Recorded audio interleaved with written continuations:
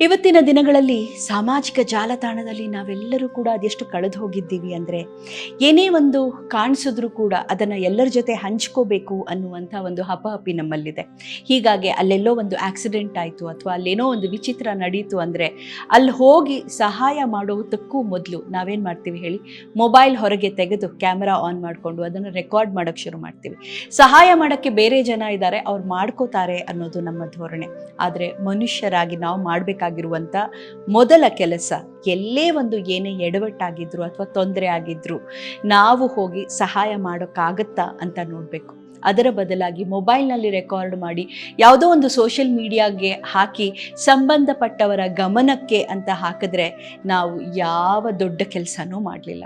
ಈ ಬಸ್ಸುಗಳಲ್ಲಿ ಯಾರೋ ಒಬ್ಬ ಹೆಣ್ಣುಮಗಳನ್ನು ಚುಡಾಯಿಸೋದಾಗಿರಬಹುದು ಅಥವಾ ಮತ್ಯಾರೋ ಕೆಟ್ಟ ನಡವಳಿಕೆ, ಇದನ್ನೆಲ್ಲ ರೆಕಾರ್ಡ್ ಮಾಡ್ತಿರ್ತಾರಲ್ಲ, ನಾನು ಅವರಿಗೆ ಹೇಳುವಂಥ ಮಾತು ಒಂದೇ: ದಯವಿಟ್ಟು ಇಂಥದ್ದನ್ನು ಕ್ಯಾಮ್ರಾದಲ್ಲಿ ಸೆರೆ ಹಿಡಿಯೋ ಬದಲಾಗಿ ಅವ್ರಿಗೆ ಹೋಗಿ ಒಂದೆರಡು ಧರ್ಮದ ಏಟ್ ಹಾಕಿ ಅಥವಾ 4 ಜನನ್ನ ಸೇರಿಸ್ಕೊಂಡು ಅವರು ಮತ್ತೆಂದೂ ಈ ರೀತಿ ಮಾಡ್ದಲೇ ಇರೋ ಥರ ಅವ್ರಿಗೊಂದು ಬುದ್ಧಿ ಕಲಿಸಿ. ಇದನ್ನು 1000 ಜನ ನೋಡಿದ್ರೆ ಏನು ಪ್ರಯೋಜನ ಆಗೋದಿಲ್ಲ ಅಥವಾ ಅವರು ಬುದ್ಧಿ ಕಲಿಯೋದಿಲ್ಲ.